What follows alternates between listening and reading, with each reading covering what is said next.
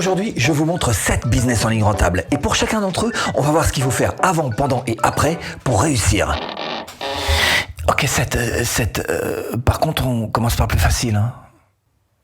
Ouais, bon, je sais pas si c'est le plus facile, en tous les cas, ce qu'il y a de sûr, c'est que c'est pas le plus compliqué. Il faut que vous ayez une petite compétence à proposer pour pouvoir tout simplement rendre des services. Alors, où est-ce qu'on fait ça? On verra ça dans quelques instants. Les places de marché qui sont là pour ça, effectivement, pour vous faciliter les choses. Mais ce qu'il y a de sûr, c'est que si vous avez une petite compétence dans l'écrit, par exemple, il y a plein de possibilités qui se présentent à vous. Si vous avez une petite compétence dans l'image, d'une manière générale, là encore, il y a plein de possibilités qui se présentent à vous. Alors, comment est-ce qu'on s'y prend? Si vous cherchez à créer votre business à domicile, bienvenue sur cette chaîne. Abonnez-vous. Clochette. Suite de cette vidéo. Alors comment est-ce qu'on s'y prend? On décompose ça en 3 temps.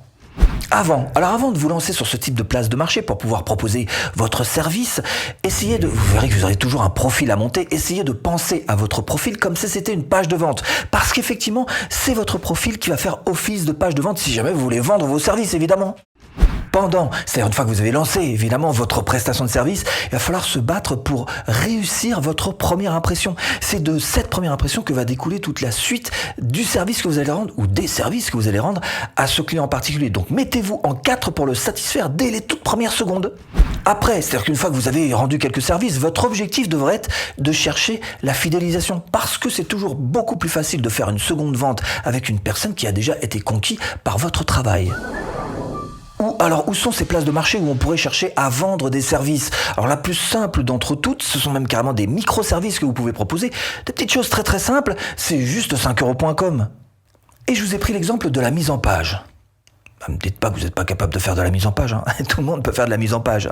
Donc sur 5euros.com, effectivement, c'est un microservice qui existe, la mise en page. Et vous voyez que chacun a créé son profil. Et vous voyez aussi à quel point c'est important que d'avoir un profil considéré comme une page de vente parce que effectivement, c'est à partir de là qu'on va cliquer pour rejoindre votre prestation de service et pas une autre. Et puis, vous voyez aussi que les prix sont à partir de 5 euros. Alors, votre objectif, ça va être effectivement de multiplier ce nombre de 5 euros, mais aussi de proposer d'autres prestations pour pouvoir augmenter ce qu'on appelle le panier moyen par client. Bon alors non, ça me va pas. T'as pas autre chose? Si, il y a effectivement tout ce qui est humainement transmissible. Je suis en train de vous parler du coaching, du consulting. Vous allez voir que c'est vraiment extrêmement plaisant de faire ce genre d'activité parce que vous aidez les autres. Et bien sûr, c'est beaucoup de satisfaction pour vous que d'emmener une personne au résultat qu'elle souhaitait atteindre. Alors, je vous montrerai dans quelques instants où est-ce que vous pouvez pratiquer ça, mais juste avant quand même, j'aimerais vous faire là encore et retrouver en description de cette vidéo absolument toutes les formations offertes. J'aimerais vous faire là encore, vous décomposer les choses en vous disant ce que vous devez faire avant, pendant et après pour réussir. Alors avant de vous lancer dans le travail à proprement dit, lors du premier contact, vous devriez chercher à bien définir quels sont les objectifs, ce qu'il a en tête, ce qu'a votre client en tête, parce que c'est ça qui va faire que vous allez faire du hors-sujet ou pas. Pendant votre séance de coaching, votre objectif, ça va être d'essayer de construire une relation et puis de comprendre un petit peu leur point de vue. Bref, de l'empathie. Et après, bien sûr, de construire un plan d'action pour que la personne puisse suivre étape par étape ce que vous lui aurez préconisé et qu'elle puisse revenir vers vous une seconde fois pour un second rendez-vous, cette fois-ci avec un réel résultat en main. Où est-ce que vous pouvez pratiquer ce genre de coaching, de consulting? Eh bien, tout simplement sur ce type de plateforme. Voici par exemple une plateforme de service à la demande. Donc, faites appel à ce que vous voulez, un monteur vidéo, un musicien. Il y a absolument tout. Regardez, même avocat, des gens qui pourraient s'occuper d'un site web marketing, musique, voix, graphisme, vidéo. Bref, il y a absolument tout ce qu'il faut là. Il y a tous les domaines qui sont représentés. Alors, comment est-ce qu'on fait? Il suffit juste de s'inscrire. Et une fois qu'on est inscrit, regardez, là, on a encore des profils qui ressemblent étrangement à ceux de 5euros.com. Donc, il va falloir absolument à ce moment-là, être capable de convaincre. Au début, vous offrez 5 minutes gratuites, c'est le principe de ce site, et après, vous voyez que vous pouvez être payé jusqu'à à peu près 1,90€ par minute selon les cas et selon le type de profil. Donc, c'est du téléphone, c'est pas compliqué, passer un petit peu de temps au téléphone avec quelqu'un. Steph, si tu nous parlais un petit peu de ta spécialité, oui, les formations en ligne, voilà, 1 ou 2 astuces peut-être, Oui, alors 2-3 petites astuces, ça peut-être être un peu compliqué, c'est peut-être un peu réducteur pour faire un business de formation en ligne. En revanche, on peut peut-être essayer de décomposer les choses, Ouais, avant, pendant, après. Avant, alors par exemple, avant de vous lancer, alors une erreur que 75% des gens font, c'est tout simplement de se lancer dans une formation en ligne sans s'être formé. Ah ben, mais souvent les gens ils sont super confiants dans leur propre expertise de leur sujet. Mais il y a une différence entre connaître son sujet et savoir apprendre son sujet en ligne. C'est pas tout à fait la même chose. Et là effectivement, il y a comme un souci. C'est-à-dire une fois que vous êtes en train de lancer votre business de formation en ligne, la première chose à laquelle vous devriez penser, c'est droit au but. Pas de baratin. Sur votre formation, faites en sorte que la personne puisse arriver à son résultat le plus rapidement possible. Après, une fois que votre formation est lancée, soyez présent. Soyez présent pour vos clients. Vous allez avoir certainement beaucoup de questions qui vont se présenter à vous. Il y en a trop qui disparaissent, ils vendent leur formation et après, hop, ils sont partis sur Internet, on ne peut plus les joindre. Au contraire, cherchez vous aussi, là encore, de la fidélisation client. Donc répondez à leurs questions le plus vite possible, soyez le plus précis et vous allez voir que ces mêmes clients pourraient très bien vous racheter une autre de vos formations en ligne. Où est-ce que vous pouvez mettre en place ce type de formation en ligne? Alors soit vous avez votre propre école, c'est mon cas par exemple, où là vous voyez que sur Teachable j'ai ma propre école avec tout un tas de formations que je propose évidemment, mais aussi vous pouvez très bien vous aider d'une place de marché. Par exemple, Udemy, vous vous inscrivez, vous mettez votre formation en ligne sur cette plateforme et puis vous attendez. Est-ce qu'il s'occupe de tout? Il s'occupe de tout le marketing notamment. Bon, Steph, il y a un truc dont tu ne nous as pas parlé. Hein, non, mais je sais que ça existe. Non, mais tu me prends pas pour... Je sais que ça existe, ça existe. Bah, alors, tu t'y mets. Ah ouais, c'est ça. C'est l'affiliation. Oui, attends, poulet, j'y viens. Hein. Alors, la base pour une bonne affiliation, c'est effectivement de trouver le bon produit. D'accord avec moi? Et en plus, si on peut trouver un produit qui soit acheté de manière récurrente, c'est-à-dire par exemple un produit que tous les mois, on sera obligé de renouveler tous les mois, ça va tomber tout seul. Hein. Avant de vous lancer sur de l'affiliation, première chose, il faut voir si ou non cette thématique va vous plaire, mais aussi et surtout si vous allez être crédible dessus. Par exemple, si vous êtes footballeur pro à la retraite et que vous cherchez à faire de l'affiliation sur des chaussettes de foot, évidemment, vous aurez une crédibilité bien plus forte, ça vous permettra de passer beaucoup plus facilement devant les autres.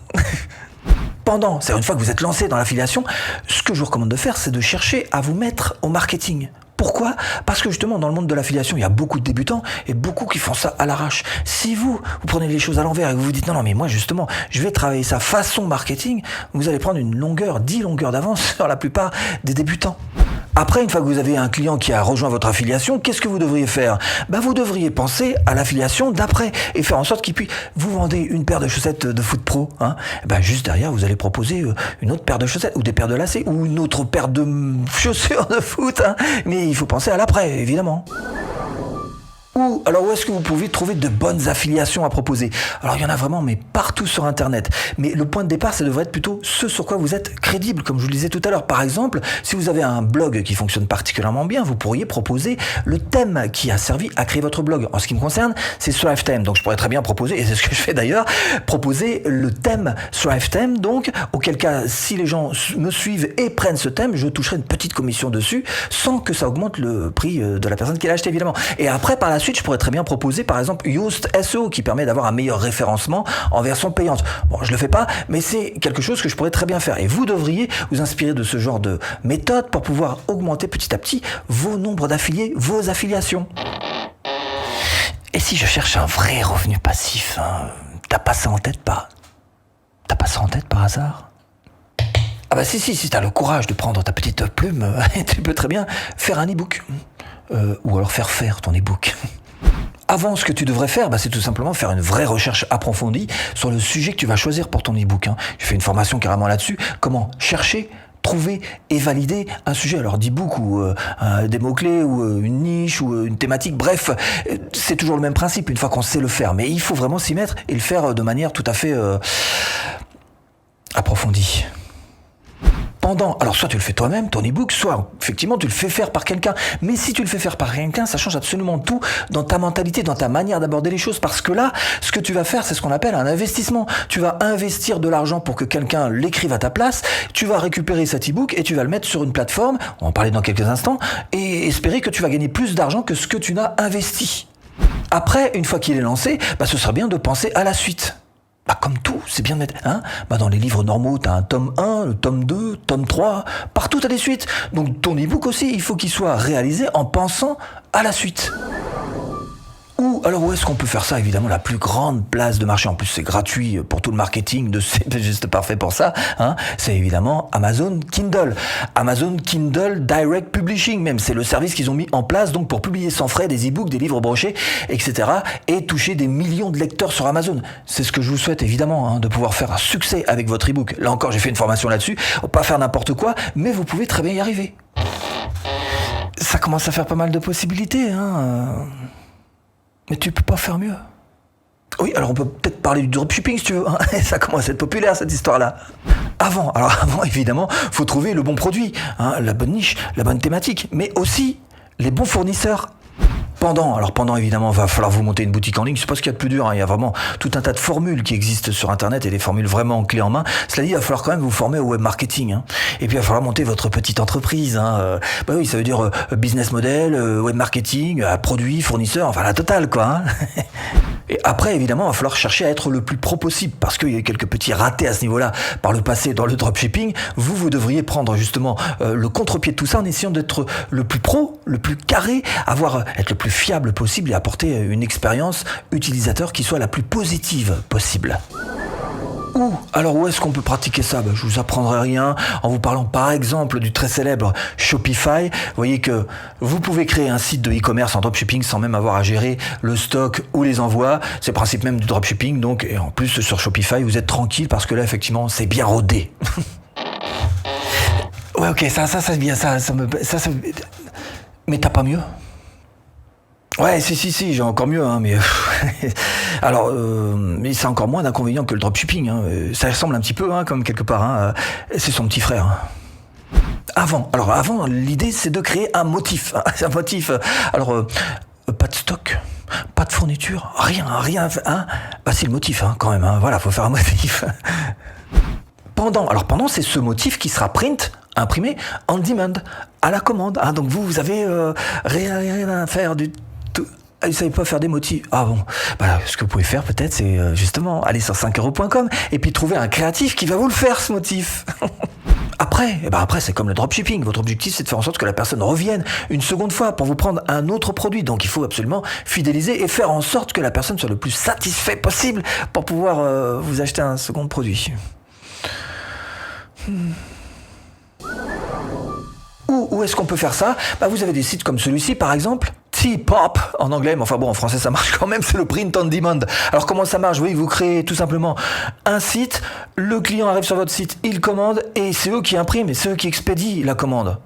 Et vous n'allez pas me dire que c'est compliqué ça quand même à mettre en place. Et si vous voulez aller plus loin et créer votre propre business en ligne, même en partant de zéro, eh bien vous cliquez là-dessous ou en premier lien de description. À tout de suite, si tu cliques.